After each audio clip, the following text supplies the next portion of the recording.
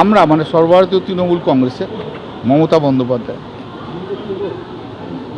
তারা 21শে জুলাই বিড়লা তারামণ্ডলের সামনে, বিড়লা প্ল্যানেটোরিয়ামের সামনে তারা শহীদ দিবস পালন করতে পারবে, তার মিটিং করতে পারবে। এবং একটা রেস্ট্রিকশন করেছে 2500-এ। সরকার চেয়েছিল আমাদের প্রোগ্রাম ভেস্তে দিকে, এবং লাস্টে এসে সুবোধ মল্লিক স্কোয়ার পর্যন্ত সরকার বলেছিল। তো আমরা কোর্টকে দেখালাম যে 27শে জুন আমরা প্রথম অ্যাপ্লিকেশন করেছি, তারপর 30শে জুন করেছি, তারপর 1 জুলাই করেছি।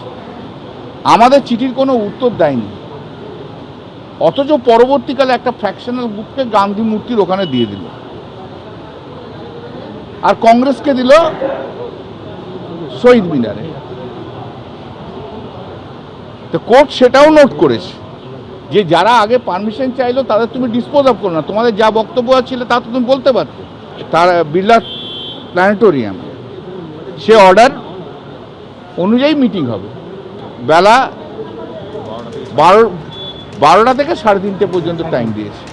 আদালতের যা নির্দেশ যে সর্বাধিক 2500 কর্মী সমর্থক নিয়ে এই শহীদ দিবস পালন করতে হবে, বিড়লা তারামণ্ডলের সামনে একদিকে রাস্তা আটকে সভা করতে হবে, পর্যাপ্ত পুলিশ মোতায়েন করতে হবে, আইন শৃঙ্খলার অবনতি যেন না হয় সেটা দেখবে পুলিশ।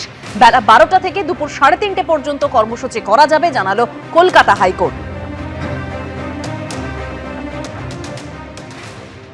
আদালত তৃণমূলের বাঁচিয়ে দিয়েছে প্রেস্টিজ, বলেছে বিড়লা প্ল্যানেটোরিয়ামের চারপাশে 2500 লোক এমনি বাদাম বেচে, বাদাম মুড়িওয়ালাই ওখানে অতগুলো থাকে, আর ঘোড়ার গাড়ি হ্যাকনি এক ক্যারেজ আছে। যাই হোক, সম্মানটা তো বাঁচল। কিন্তু আমি বলছি এখনও যদি কেউ চ্যালেঞ্জ নেয়, ও পায়ে ভিজে মাটি প্যাচ প্যাচে সত্যিকারের তৃণমূল যদি ডাক পায়, তাহলে এখনও ব্রিগেড করে দেওয়ার ক্ষমতা তৃণমূল কংগ্রেস রাখে।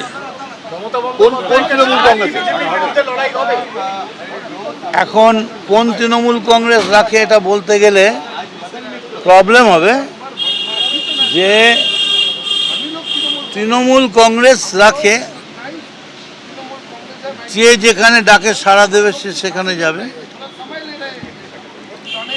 তবে আমি মনে করি একটা ব্রিগেড ভরিয়ে দেওয়া তৃণমূল কংগ্রেসের কাছে কোনো ফ্যাক্টর না।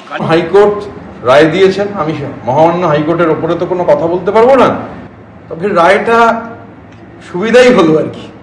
সংখ্যাটা যেহেতু বেঁধে দিয়েছেন, রায়টা মানে যাদের জন্য রায় তাদের জন্য সুবিধাজনক। দেখুন, আমরা ধর্মতলায় করার জন্য চিঠি দিয়েছিলাম, আমাদেরকে অনুমতি দেয়নি। যেহেতু দেয়নি, আমরা গান্ধী মূর্তির পাদদেশে করছি। আইন মেনে প্রশাসনের অনুমতি নিয়ে আমরা 21শে জুলাই করছি। আমি জানি না বাকি অন্য কেউ 21শে জুলাই করার তাদের নৈতিক জায়গা থেকে তারা করতে পারে কি না, তাদের নৈতিক অনুমতি আছে কি না। কারণ তৃণমূল কংগ্রেস তো আমরা, এই স্বীকৃতি তো আমরা সব জায়গা থেকে পাচ্ছি। তারপরেও যদি কোনো গ্রুপ কোথাও কিছু করতে চায়, সেটা তারা আবেদন করবে, আবেদনে যদি সাড়া পায়, প্রশাসনের পারমিশন পায়, তাহলে তারা করবে। কিন্তু তৃণমূল কংগ্রেসের 21শে জুলাই গান্ধী মূর্তি পাদদেশে 21 তারিখে শহীদ দিবস, শহীদ তর্পণ গান্ধী মূর্তির পাদদেশেই হতে চলেছে। কর্মসূচিটা তো সম্পূর্ণ রাজনৈতিক, শহীদ তর্পণের জন্য কর্মসূচি, সেই জন্যেই এই সমাবেশটা শুরু হয়েছিল। কিন্তু সমাবেশ যেই কারণে শুরু হয়েছিল, পরবর্তীকালে সেটা পরিবর্তন ঘটে গিয়ে সেলিব্রিটিদের সমাবেশ হয়ে গেছিল। কিন্তু আমরা শহীদ দিবস, শহীদ তর্পণেই করব। বিড়লা তারামণ্ডলের সামনে কালীঘাট তৃণমূলকে শহীদ দিবস পালনের জন্য অনুমতি দিয়েছে আদালত। তবে আদালত যেটা জানিয়ে দিয়েছে স্পষ্ট করে, যে 20 জন স্বেচ্ছাসেবকের নাম 18 জুলাইয়ের মধ্যে পুলিশকে জানাতে হবে। নির্ধারিত রাস্তা ছাড়া অন্য রাস্তায় যেন মানুষ না যায় তা কালীঘাট তৃণমূলকে নিশ্চিত করতে হবে এবং পুলিশকে নিশ্চিত করতে হবে। 21শে জুলাই নিয়ে আমাদের তিক্ত অভিজ্ঞতা রয়েছে, মন্তব্য করেছেন বিচারপতি সৌগত ভট্টাচার্য।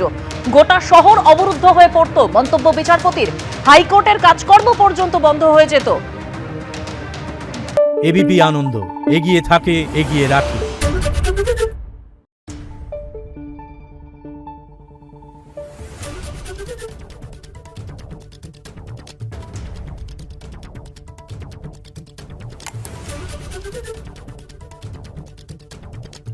Thank you.